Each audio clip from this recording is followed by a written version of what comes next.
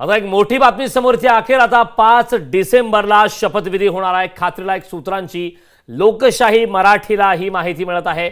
आझाद मैदानावर हा शपथविधी सोहळा होणार आहे। महायुतीच्या नेत्यांचा एकमुखाने आता हा निर्णय घेण्यात आला आहे। देवेंद्र फडणवीस मुख्यमंत्री पदाची शपथ घेणार आहेत। आताची सर्वात मोठी बातमी खरं तर 23 तारखेला निकाल लागला आणि त्यानंतर मुख्यमंत्रीपदी नेमकं कोणाचं नाव समोर येणार यावरती शिक्कामोर्तब होत नव्हतं। तर्कवितर्क लावले जात होते, चर्चांना उधाण आलं होतं।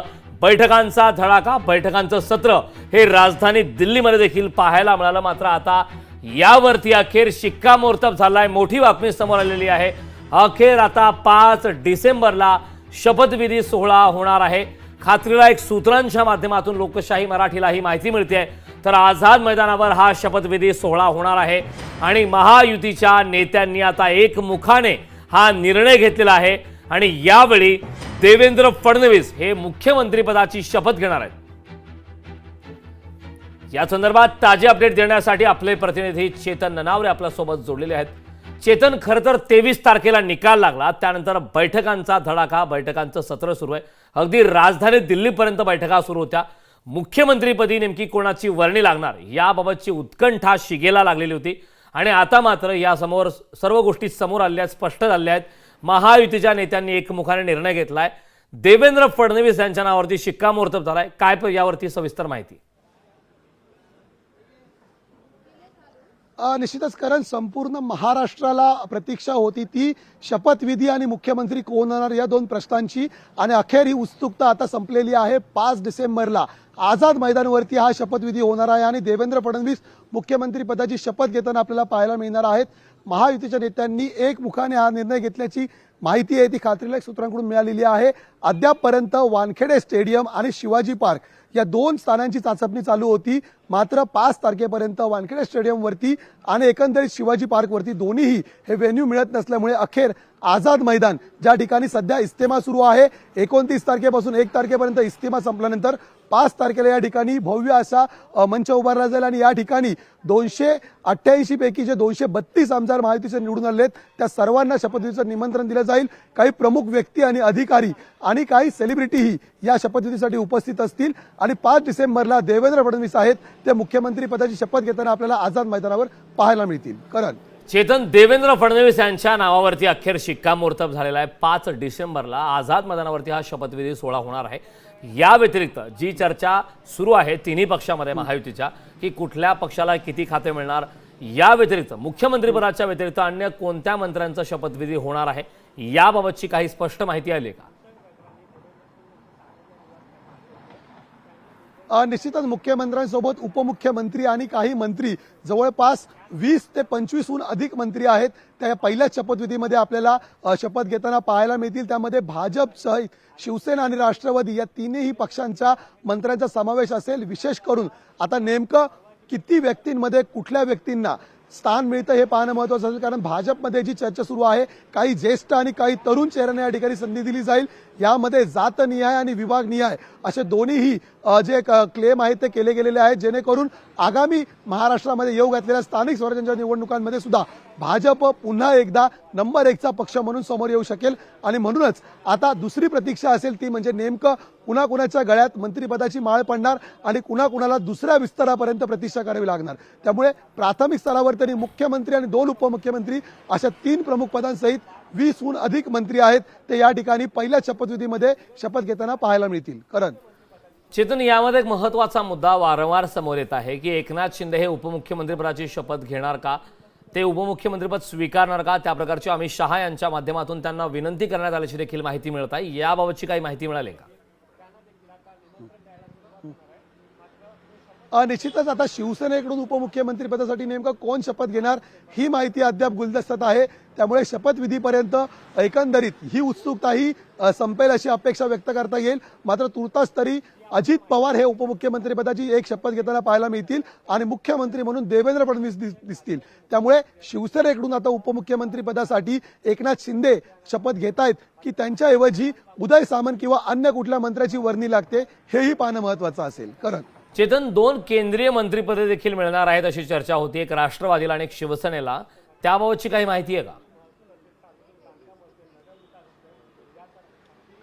निश्चितच एकंदरीत मुख्यमंत्री पद आता शिवसेनेच्या ताब्यातून भाजपच्या ताब्यात येत असल्यामुळे कुठेतरी शिवसेनेला अधिकची मंत्रिपद देताना राज्यामध्ये लिमिटेशन्स पाहता कुठेतरी केंद्रामध्ये केंद्रीय मंत्रिपद देण्याची शक्यता आता वर्तवली जात आहे। दुसरीकडे राष्ट्रवादी केलेल्याने एकंदरीत सपोर्ट केलेला आहे ज्या प्रकारे आणि ज्या प्रकारची आमदारांची संख्या आहे, त्यामुळे येत्या काळामध्ये राज्यसभेमध्ये सुद्धा राष्ट्रवादीची मदत भासणार आहे आणि त्याच पार्श्वभूमीवरती राष्ट्रवादीला एक अधिकचं मंत्रिपद देण्याचीही शक्यता तुर्तास व्यक्त केली जात आहे। तशी चर्चाही कालच्या बैठकीत झाल्याची माहिती आहे। त्यामुळे आता राष्ट्रवादी आणि शिवसेनेच्या वाट्याला जर एक एक केंद्रामध्ये मंत्रिपद वाट्याला आलं तर आश्चर्य वाटायला नको। त्यामुळे तुर्तास तरी मुख्यमंत्रीपदाचा तिढा सुटताना शपथविधीची तारीख आणि मुहूर्त ठरल्यामुळे कुठेतरी राज्यातील सरकार स्थापनेचा मार्ग मात्र मोकळा झालेला आहे। त्यामुळे लवकरच 5 डिसेंबर नंतर राज्यामध्ये एक फुल फ्लेज सरकार आपल्याला पाहायला मिळेल आणि पुन्हा एकदा राज्याचा गाडा आहे तो गतिमान होताना पाहायला मिळू शकतो। करण, नक्कीच चेतन, खूप खूप धन्यवाद या सविस्तर अशा माहितीबद्दल। तर देवेंद्र फडणवीस यांच्या नावावरती शिक्कामोर्तब झाल्याची माहिती मिळते। आझाद मैदानावर शपथविधी सोहळा होणार आहे, तर 5 डिसेंबरला शपथविधी सोहळा होणार आहे अशी माहिती विश्वसनीय सूत्रांच्या माध्यमातून मिळालेली आहे। आता अखेर 5 डिसेंबरला शपथविधी होणार आहे। खात्रीलायक सूत्रांच्या माध्यमातून लोकशाही मराठीला ही माहिती मिळालेली आहे। आझाद मैदानावर हा शपथविधी होणार आहे। महायुतीच्या नेत्यांनी एकमुखाने हा निर्णय घेतलेला आहे। देवेंद्र फडणवीस हे मुख्यमंत्रीपदाची शपथ घेणार आहेत। आझाद मैदानावर हा शपथविधी होणार आहे। खरं तर वानखेडे किंवा ब्रेबॉन स्टेडियमवर या संदर्भात शपथविधी सोहळ्यासाठी चाचपणी सुरू होती अशी देखील माहिती मिळत होती। मात्र आता या संदर्भातली खात्रीलायक माहिती मिळते। आझाद मैदानावरती हा शपथविधी सोहळा होणार आहे। या सोहळ्यासाठी देशभरातील नेते, पंतप्रधान नरेंद्र मोदी, सेलिब्रिटी सर्वच जण या शपथविधी सोहळ्यासाठी उपस्थित असणार आहेत अशी देखील माहिती मिळत आहे। मात्र या दरम्यान मुख्यमंत्रीपदाच्या नावावरती आता शिक्कामोर्तब झाल्याचं कळतंय। या संदर्भात चर्चा करण्यासाठी आपल्यासोबत शिवसेना उद्धव बाळासाहेब ठाकरे पक्षाच्या नेत्या सुषमा अंधारे जोडल्या। ताई, लोकशाही मराठीमध्ये आपलं स्वागत आहे। आता एक नाव पुढे येत आहे ज्या नावाची वारंवार चर्चा होती, देवेंद्र फडणवीस यांच्या नावावरती शिक्कामोर्तब झाल्याची चर्चा आहे आणि 5 डिसेंबरला शपथविधी होणार आहे। काय आपली पहिली प्रतिक्रिया यावरती?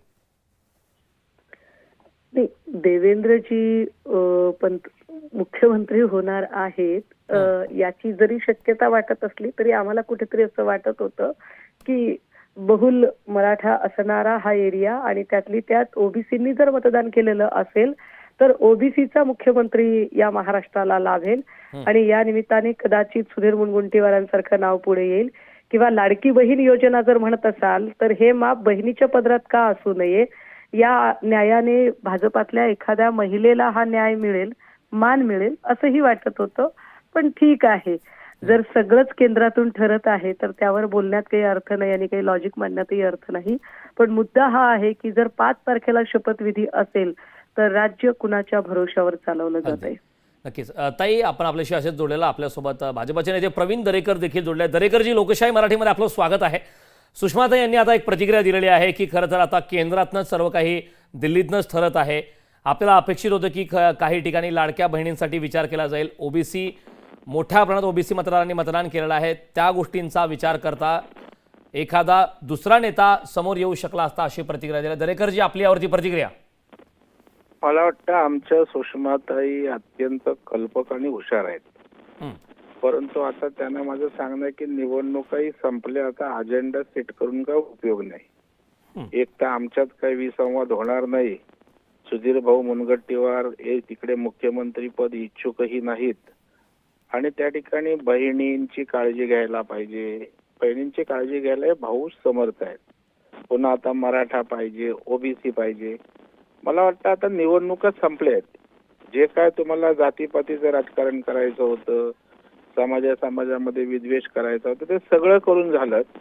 महाराष्ट्रातल्या जनतेने ते सपशेल धुडकावून लावलंय। मला वाटतं ताई, आता मोठ्या मनानं नव्या महायुती सरकारला शुभेच्छा द्या, चांगल्या कामांची अपेक्षा करा, विरोधी पक्ष म्हणून काही सुचवा, सरकारवर अंकुश ठेवा, कारण सरकार तुमचं काय आमचं काय या राज्याच्या हितासाठी आपण सारे काम करतो। त्याच्यामुळे आता क्लुप्त्या लढवणं, पुन्हा नवीन त्या ठिकाणी वेगवेगळे विषय निर्माण करून काही तुम्हाला वाटतं साध्य होईल, तर मला असं वाटत नाही।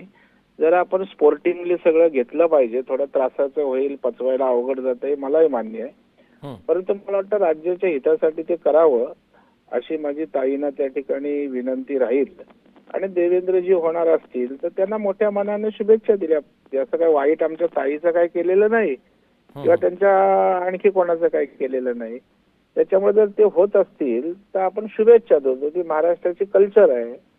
परंतु ते होत असतील असं चित्र असताना आणखी नवीन टूम काढायचे मला वाटतं आपल्या संस्कृतीला त्या ठिकाणी शोभणारं नाही किंवा पूरक नाही असं मला वाटतं. नक्कीच मी ताईकडे जाणार आहे. ताई दरेकर यांनी आता यावरती प्रतिक्रिया दिलेली आहे की आता निवडणुका संपलेल्या आहेत, कुठल्याही प्रकारचं नॅरेटिव्ह सेट करण्याची आवश्यकता नाही, या सर्व चर्चांना काहीही अर्थ नाही आणि लाडक्या बहिणींचा जसा उल्लेख केला त्या बहिणींची काळजी घेण्यासाठी भाऊ सक्षम आहेत अशी त्यांनी प्रतिक्रिया दिली. काय यावरती एक आपलं म्हणणं? लक्षात घ्या निवेदक साहेब, एक लक्षात घ्या, निकाल लागले त्याच्या दुसऱ्या दिवसापासून आम्ही म्हणतोय की मुख्यमंत्री पदाचे हकदार जर सिंगल लार्जेस्ट पार्टी म्हणून जर भाजपा असेल तर भाजपाचा मुख्यमंत्री होणे हे न्याय असेल, ते न्यायाला धरून असेल. त्याबद्दल आम्ही काही म्हटलंच नाही. आणि कुठलाही मुख्यमंत्री झाला तर राज्याच्या बेटरमेंटसाठी त्याला आम्ही शुभेच्छाच देणार आहोत.